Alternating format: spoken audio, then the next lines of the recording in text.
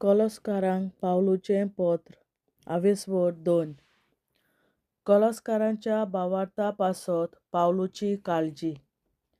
तुमचे खातीर तशेंच लायोदिसियांतल्या लोकां पासत आनी म्हाका रूप कदींच पळोवंक ना त्या खूब जाणां खातीर हांव कसो झुजतां तें तुमी जाणा जाल्ली म्हाका जाय. आनी तें कित्या पासत तांचें काळजीदारपण वाडोवचे खातीर, एकामेकाच्या प्रितीमोगान तांकां तीर करचे खातीर आनी देवाच्या गुटाची सगळी गिरेस्तकाय वळखून ताची संपूर्ण समजणी तांकां मेळचे पासत. ह्या क्रिस्तां सवें शाणेपणाची आनी जाणवायेची सगळीं भांडारां लिपलोलीं आसात. बुलोवपाच्या पूण पोलक्या विवादांनी कोणेंच तुमकां फसोवं नये म्हूण हें हांव तुमकां सांगतां. कुडीन तुमचे तावन पयस आसुनूय मनान तुमच्या सांगाता हांव आसां.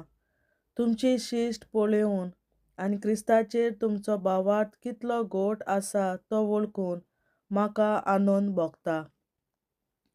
खोटे शिकवणेचेर आड शिटकावणी. भावार्था पोरमोणें अस्सल क्रिस्ती जिवीत. जेजू क्रिस्ताक तुमचो सुमी म्हूण तुमी मानून घेतला म्हणटच ताच्या एकवटान जियेयात. तुमचीं पाळां ताचे भितर खोल रिगलोलीं आसूंदी.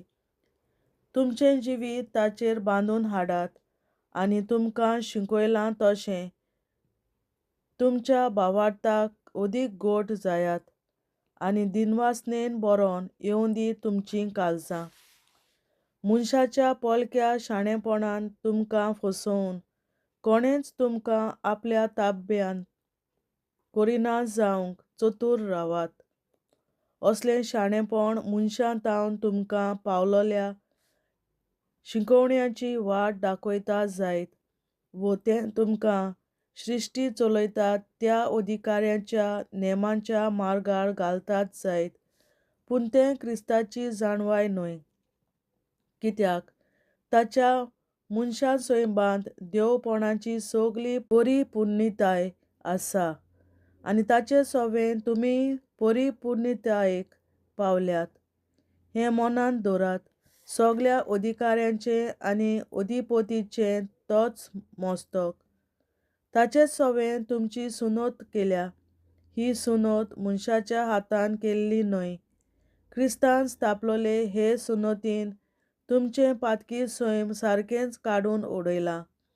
तुमकां पवित्र स्नान दिलां तेन्ना तुमकां ताच्या वांगडा निखिपिल्लीं आनी त्याच पवित्र स्नाना वरवीं तुमकां ताच्या वांगडा पुनर्जिवंत केलीं.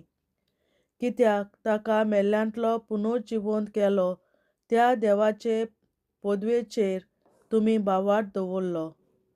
तुमच्या अपराधांक लागून आनी सुनोत करूंक नासलोले तुमचे कुडी पासत तुमी मेल्यांत, पूण आतां सगळ्या अपराध्यांचें बोगसणें दिवन देवान तुमकां ताच्या वांगडा पुनर्जिवंत केल्यात.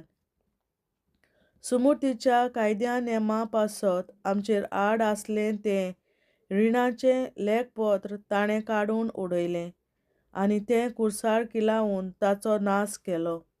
अशें ताणें अधिकाऱ्याची आनी अधिपतीची पदवी काडून घेतली आनी कैदी कशे आपल्या जैताच्या परिवारांत तांकां व्हरून सगळ्या रचनां मुखार तांकां फिरयले.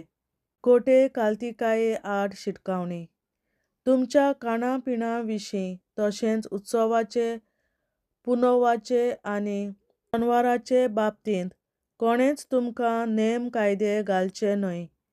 ह्यो सगळ्यो वस्तू फुडाराक येवच्यो आसल्यो त्या वस्तूंची सावली. सदां तोखपाचें सोत म्हणल्यार एकलोच क्रिस्त. आपल्याच वाद्यांक काल्तिकायेचें रूप घेतात आनी देवदूतांक भोसतात आनी आपणाक दर्शनां घेवंक सोदतात तसल्या मनशां फाटल्यान वचून तुमकां दवरलोलें इनाम होगडावूं नाकात. असलीं मनशां आपले मनशासैबाचें चिंतप दवरून गोरवान भरल्यांत. तीं मस्तकाक एकवटलोलीं नात. ह्या मस्तका तावन आख्खी कूड सांद्यां आनी गोंत्रां उदेशीं आपलें पोसण घेतात आनी अशी एकवटान सांबाळलोली देवाक जाय ते भाशेन वाडत वेता. क्रिस्ता बरोबर मरून सृश्टी चलयतात त्या अधिकाऱ्यांच्या ताब्यांतलीं तुमी मेकळीं जाल्यात. अशें जाल्यार अजून ह्या संवसारांची जाल्ले परी कित्याक जियेतात तुमी आनी तांचे नेम कित्याक मानून घेतात? हाका हात लावूं नाका, तें दुसरें चाखूं नाका, तें तिसरें सांसपूं नाका. कसले नेम हे? वापरून इबाद जातात तसल्या वस्तूं विशीं मनशाचे जाणवायेन दिल्ल्यो आज्ञा आनी शिकवण्यो. तांकां भायल्यान जाणवायेचो रोंग आसत, पूण ही सगळी पोलकी पुजा. ओट नासलोली काल्तिकाय, माप नासलोली कुडीची दणवण, पूण पातकी मनशां सैमाच्यो व्होंडावण्यो दामावंक असले नेम कित्याकूच उपकारनात. देवाचें उतरें. देवाचे व्हड उपकार.